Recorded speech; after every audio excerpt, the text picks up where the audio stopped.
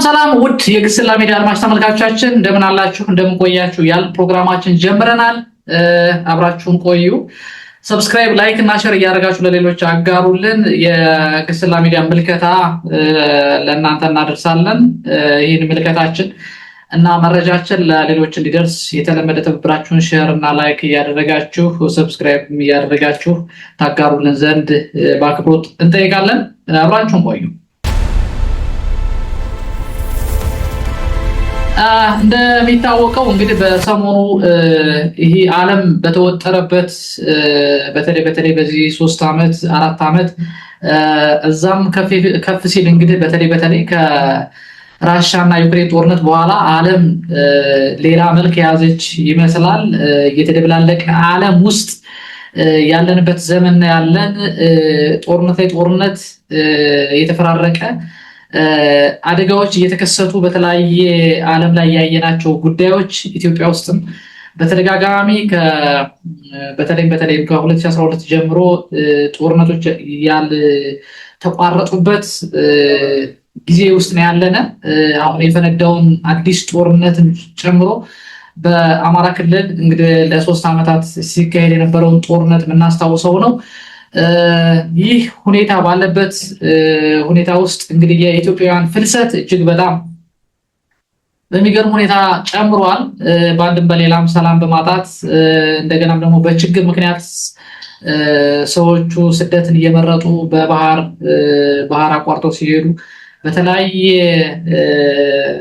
ጉዳት ሲደርስባቸው እያስተዋልን ነው። አሁን ደግሞ እንግዲህ ወደ 20 የሚሆኑ ወጣቶች ወደ ስዊድን ለእግር ኳስ ጨዋታ እንደሄዱ በዛው ሲቀሩ ተሰምቷል። እንደቀሩ ሚዲያዎች ዘግበዋል። እነዚህ እንግዲህ በጣም ህፃናት ናቸው፣ ታዳጊዎች ናቸው። እንግዲህ በሀገራቸው ሰርተው መለወጥ ተስፋን ያጡ ወጣቶች፣ ህፃናት በሌሎች ሀገሮች ስደትን መምረጥ ምን ያህል እንደሚያም እንግዲህ ከባድ ነው። ይሄ ተተኪ የሚባለው ትውልድ በዚህ ደረጃ ኢትዮጵያን እየጣለ ስደት ላይ ነው። ከዚህ ሀገር ውስጥም ያለው ደግሞ በአንድም በሌላም ጦርነት ውስጥ ሆኖ ጦርነት ላይ እየተማገደ እያለቀ ያለ ህዝብ ነው። ኢትዮጵያውያን እንግዲህ ፈጣሪ ይሁነን ከማለት ውጭ እጅግ በጣም ነገሩ ከባድ ሆኖ እያለ አሁን ደግሞ ሌላ ጦርነት ወደ ሰሜን አካባቢ ትግራይና ኢትዮጵያ ሌላ ሁለተኛ ዙር ጦርነት አሁንም ደግሞ ሊማዘዙ ኦልሬዲ ጦርነቱን አስጀምረውታል የሚል መረጃ ዛሬ ወጥቷል። እንግዲህ በአብዛኛው ያያችሁት ነው። ወደ ሸረኒና ወደሚባለው አካባቢ የውልቃይት ጫፍ አካባቢ የሚባለው ማለት ነው ከሱዳን ጋር የሚያዋስነው ቦታ ላይ ጦርነት የኢትዮጵያ መከላከያና የቲዲኤፍ ሚሉት ወይም ደግሞ አርሚ 70 ሚሉት በሱዳን ያለው ኃይል እንደገጠሙ መረጃዎች ደርሰዋል። ይህ ጦርነት ግን በቀጠናው ሌላ ጉዳት እዚሁ ሎካል ዋር ብቻ ሆኖ የሚቀር አይመስልም። በቀጠናው ያለውን አድማሱን አስፍቶ ሱዳንን፣ ኤርትራን እና ሌሎቹንም ያማከለ ጦርነት ሊሆን ይችላል። ሌሎችንም ስቦ ያስገባል የሚባል ጦርነት ነው። ይህ ጦርነት እንግዲህ እኔ እውነት ለመናገር በብልጽግናው መንግስት ጦርነት ናፋቂ ወይም ደግሞ የጦርነት አንድምታዎችን ከማድረግ ይልቅ በሰላም መኖርና በሰላም መበልጸግን ቢመርጥ የተሻለ ነው የሚሆነው። በአንድም በሌላ መንግስት ሲኮን ወደ ሰፊነት ሊኖረው ይገባል። የአንድ መንግስት ካራክተሩ ይሄ ሊኖረው ይገባል። በብልጽግና ግን ሲታይ አይታይምና ይሄንን ደፈር ብሎ ቻሌንጅ ማድረግም ይገባል። ውድ አድማጭ ተመልካቾቻችን ነገር ግን ከባህር ማሮ ዘገባችን ደግሞ ስናየው የሞሮኮ ስደተኞች ወይም የሞሮኮ ዜጎች ማለት ይቀላል ወደ 50,000 የሚደርሱ የሞሮኮ ዜጎች ተሰደው ወደ ሞሮኮ ገብተዋል። እንግዲህ ይሄ ትንሽ አወዛጋቢ ጉዳይ ነው። አሁን የሞሮኮ ዜጎች ሂደው የገቡበት ቦታ የድሮ የሞሮኮ ግዛት የነበረችበት ቦታ አሁንም ድረስ ከውቅያኖስ ተሻግረው መጥተው ሞሮኮዎች ከቅኝ ግዛት በኋላ ሲያስተዳድሯት የነበሩ ወይም ደግሞ የኛ ናት ብለው ክሌም ያደረጓትና በእነሱ ግዛት ውስጥ ያለች ትሁን እንጂ ከቅኝ ግዛት በፊት የነበረች የሞሮኮ ግዛት የነበረች ቦታ ነች። በባህርም እንግዲህ ምናልባት ካርታውን የምታዩት ነው። ምንም በጭራሽ የማይገናኝ ነው ከባህር ተሻግረው መጥተው ሲያስተዳድሯት የነበረች ግዛት ነች። አሁን እቺን ግዛት ግን እንግዲህ ባንድም በሌላ የፖለቲካ ይመስላል ወደ ውስጥ ጠለቅ ብሎ ሲታይ ወደ 50,000 የሚሆኑ ሞሮካውያን ካምፔን ሰርተው እቺን ቦታ ወረዋል፣ ይዘዋታል። አንዳንዶቹ ወደ መጡበት ወደ 25 ሺዎች የሚሆኑት ዛሬ እንግዲህ የስፔን መንግስት ወደ መጡበት መልሻለሁ የሚል መግለጫ ወጥቷል። የጣሊያን መንግስትም መግለጫ ወጥቷል በሮች በደንብ እንዲዘጉ። ነገር ግን ይሄ የአፍሪካ ስደተኞች ወደው ሳይሆን ተገደው እየተሰደዱ እንደሆነ ደግሞ ዓለም ሊያውቀው ይገባል። ምክንያቱም በአንድ ወቅት ስፔኖችም ተሰደው ሞሮኮ ወይም ደግሞ የተለያዩ የአፍሪካ ሀገሮች ይኖሩ ነበረ። ዛሬ እነሱ የአፍሪካን ሀብት የአፍሪካን ሪሶርስ ተቀራምተው ወስደው የበለጸጉ ሀገሮች ይሁኑ እንጂ ሪሶርሳቸው በሙሉ ከበስተጀርባው ያለው የኢኮኖሚ ስቲል አሁንም ያሉት በአፍሪካ ጥገኝነት ነው። የአፍሪካ ሪሶርስ እየተቀራመቱ ወይም እየተጠቀሙ ያሉ ሀገሮች ናቸውና አሁን ላይ ግን መዘባበቻ አድርገውናል። የሞሮኮ ህዝብ ወደ 50,000 የሚሆነው ተፈናቅሎ ወይም ተሰዶ ወደ ስፔን ሲገባ የአውሮፓ አንዳንድ የአውሮፓ ሀገሮች ግን የሚያሳዩት ባህሪና ይሄ ስደተኛን እንደ ዜጋ ሁሉ አለመቁጠር እንደ ሰው ሁሉ አለመቁጠር የሄዱበት ርቀት የሚያስተዛዝብ ነው። ተገደው ምግብ ፍለጋ ወይም ደግሞ ሰላምን ፍለጋ የገቡ ዜጎችን ሃንድል የሚያደርጉበት መንገድ አንዳንዶችን ለትዝብት የጣለ ጉዳይ ነው። ምክንያቱም መጀመሪያ እነዚህ ሰዎች እንደ ሰው ሊከበሩ ይገባል። እንደ ሰው ጥያቄያቸው ተቀባይነት ሊያገኝ ይገባል። ተቀባይነት እንኳን ባያገኝ ቁጭ አድርጎ ሊደመጡ ይገባል። ምግብ ሊሰጡ እንደገናም ደግሞ ውሃ ሊሰጡ ይገባል። ከዛ በኋላ ነው እነዚህ ሰዎች ጉዳያቸው ሊታይ የሚገባው።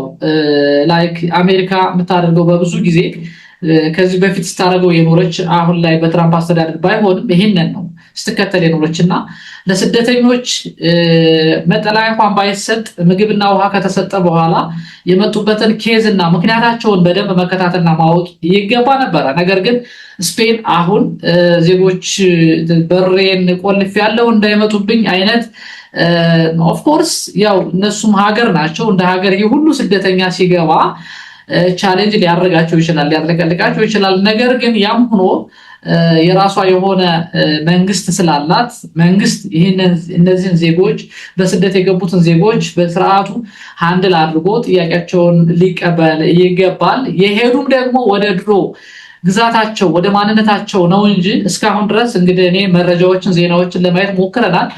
ከነባሯ ስፔን አልገቡም። የገቡ ባህር ተሻግረው አይደለም የሄዱ ከድሮ ግዛታቸው ወይም ከሞሮኮ ግዛት ከሆነች ቦታ ነው እነዚህ ስደተኞች የሄዱ። ግን ያው አሁን የዓለም ህዝብ እጅግ በጣም አይዶን ነው ህዝቡ በራሱ ፍልሰት ከዛም እዚህም እዛም ድብልቅልቆ የወጣ ዓለም እየተፈጠረ ነው። ይሄንን ደግሞ ኮንትሮል የሚያደርግ የተባበሩት መንግስታት ድርጅት በጣም ደካማ እና የላላ ቁጥጥር የሚያደርግበት ወቅት ነው ያለን። ይሄ ደግሞ አሜሪካ ይዘው የመጣች ፍልስፍና በዚህ በስፔሻሊ በትራምፕ አስተዳደር የተባበሩት መንግስታት ድርጅትን ደካማ እንዲሆን አድርጎታል። ይሄ ደካማነት ደግሞ ዜጎች በጉልበታቸው እንዲተዳደሩ እንደገናም ደግሞ በጉልበታቸው እንዲመኩ ዓለምን በጉልበት ብቻ ማሰብ እንዲሆን አድርጎታል። ላይክ ደቡብ አፍሪካ ላይ የተደረገው ታይታችኋል። ስደተኛ ናቸው የተባሉትን ባገኙት አጋጣሚ ሁሉ መግደል፣ ማፈናቀል፣ ንብረታቸውን ማውደም የነበረውን የቅርብ ጊዜ ትውስታ ነው። አሁንም ያለ ጉዳይ ነው። ነገር ግን እነዚህ ዜጎች ደግሞ አንሞትም ዝም ብለን ብለው የራሳቸውን ትጥቅ ሲያዘጋጁ ቢኮዝ የመጨረሻውን ሞት አንድ ሰው የሚነጠቅ ከሆነ ወደየት እየሄደ እንደሆነ ወደየት እንደሚሄድ ይታወቃል እና ራሱን መከላከል ነው የሚጀምር። ራሱን ለመከላከል ደግሞ ያገኘውን ሁሉ አጋጣሚ ይጠቀማል። ከትንሽ እስከ ታላላቅ መሳሪያዎችን ሊታጠቅ ይችላል። ስለዚህ ዓለም ወደዚህ ስርዓት አልበኝነት እየሄደች እንደሆነ ማመላከቻ ነው። ውድ አድማጭ ተመልካቾቻችን፣ ይህ ግን በጊዜ መላ ሊበጅለት ይገባል። ስፔሻሊ ይህ ሁሉ የዚህ ሁሉ ምስቅልቅል አሜሪካን ተጠያቂ ከማድረግ አልፎ የአሜሪካን የበላይነት ሊሸረሽርና ጥያቄ ውስጥ ሊያስገባ የሚችል ጉዳይ ነው። ይህን ሁሉ ነገር ልታደርግ በምትችለው አሜሪካ 70%ቱን መዋጮ እያዋጣች የተባበሩት መንግስታት ድርጅትን ሳፖርት ስታደርግ የነበረች አገር አሁን ላይ ድንገት ይህንን ድጋፏን ቀንሳ ብቻ አይደለም አቁማ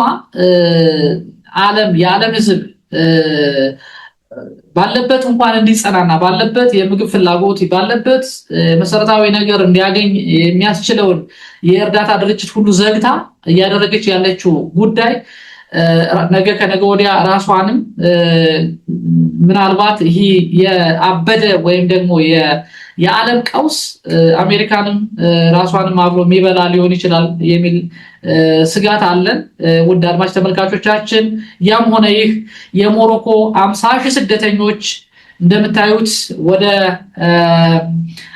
ስፔን ግዛት ወደሚሉት ማለት ነው የድሮ የሞሮኮ የአሁኗ የስፔን ግዛት ውስጥ ገብተዋል። ሞሮኮም እንግዲህ የስፔንም እንግዲህ ወደ 25,000ዎችን መልሻለሁ ብላለች። በዚህ ውስጥ ግን የሞቱ ዜጎች አሉ። ሲሻገሩ ወይም ደግሞ ድንበር ጥሰው ሲገቡ መንገድ ላይ የቀሩ የሞቱ ዜጎች አሉ። ስፔን ውስጥም ገብተው አሁን እየተገደሉ ያሉ ዜጎች አሉ።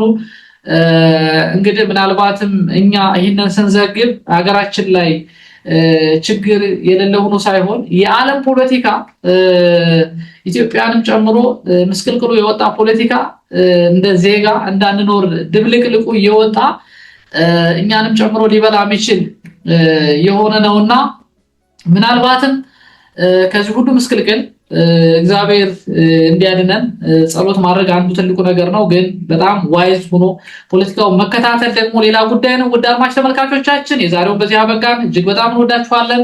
ቴንኪው ባይ ባይ።